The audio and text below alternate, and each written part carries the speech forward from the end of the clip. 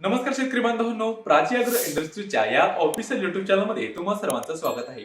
शेतकरी बांधवांनो, जसा उन्हाचा तडाखा वाढत आहे त्याचप्रमाणे शेतकऱ्यांपुढील समस्या देखील वाढत आहेत. तुम्ही म्हणाल कोणती समस्या? तर कांद्यामधील मान जाड होण्याची समस्या.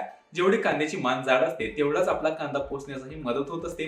त्याचबरोबर जेवढ्या उन्हाचा तडाखा वाढत असतो तेवढ्याच प्रमाणामध्ये आपल्या कांद्यामध्ये वेगवेगळ्या समस्या उद्भवायला सुरुवात होत असते. त्यामुळे अनेक शेतकऱ्यांसमोर प्रमुख समस्या असते ती आपल्या कांद्याची साईज होणे, त्याचबरोबर आपल्या कांद्याची मान जाड करणे. याच दोन समस्या अनेक वेळा आपल्याला कमेंटद्वारे असेल किंवा प्रत्यक्षरित्या अनेक शेतकऱ्यांनी बोलून दाखवलेले आहेत. तर अशा वेळी आपल्याला कोणती फवारणी घेणं गरजेचं आहे, त्याचबरोबर अशा वेळी आपल्याला पाट पाण्याद्वारे कोणती खते देणं गरजेचं आहे, जेणेकरून आपला कांदा वखारीमध्ये दीर्घकाळ टिकेल. त्याचबरोबर वखारीमध्ये दीर्घकाळ टिकेल, त्याचबरोबर त्याच्यावरती कोणत्याही प्रकारचा दुष्परिणाम आपल्याला पाहायला मिळणार नाहीये, त्याची साईजही होईल. तर अशा वेळी आपल्याला काय करायचं आहे तेच आज आपण या व्हिडिओच्या माध्यमातून पाहणार आहोत. शेतकरी बांधवांनो, त्यापूर्वी तुम्ही आपल्या चॅनलवरती नवीन आला असाल तर आपल्या चॅनलला सबस्क्राईब करा, जेणेकरून कांदा पिकासंदर्भातील संपूर्ण माहिती तुमच्यापर्यंत येत राहील.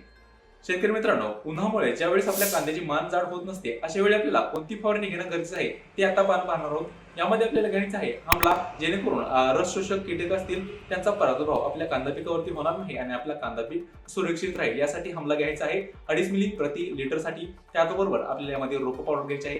कोणत्याही प्रकारच्या बुरशी असतील किंवा करपा असेल यांचा प्रादुर्भाव आपल्या कांदा पिकावरती होऊ नये म्हणून आपल्याला घ्यायचं आहे रोप. त्याचबरोबर कांदा पिकाची मान जाड करण्यासाठी फास्ट रिझल्ट घ्यायचा आहे 2.5 मिली प्रति लिटर साठी. त्याचबरोबर 8, 16, 39 हे आयसीएलचं बूस्टर ग्रेड घ्यायचे आहे, जेणेकरून तुमच्या कांद्याची मान जबरदस्त होईल. ही फवारणी तुम्ही करा जेणेकरून तुमच्या कांद्याची मान चांगली होईल. आता त्यानंतर दुसरी समस्या आता सर्वात जास्त उद्भवत असते ती म्हणजे कांदा फुगण्याची समस्या. आपला कांदा आपल्याला फुगवायचा आहे, त्याचबरोबर आपला कांदा आपल्याला वखारीमध्ये देखील टिकवायचा आहे. अशा वेळी आपल्याला पाट पाण्यामधून कोणती खते सोडणं गरजेचं आहे ते आता आपण पाहूयात.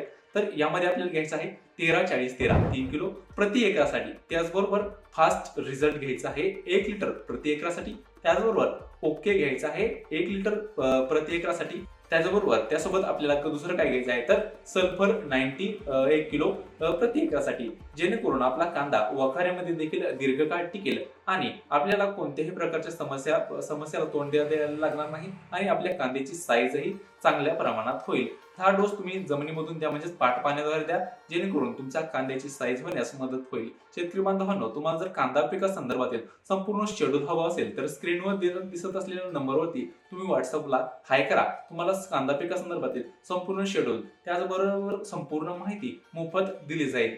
आणि अशीच माहिती पाहण्यासाठी आपल्या चॅनलला सबस्क्राईब करायला विसरू नका आणि सोबत असलेला बेल आयकॉन हे दाबा, जेणेकरून सर्वात आधी आपली माहिती तुमच्यापर्यंत मिळत राहील.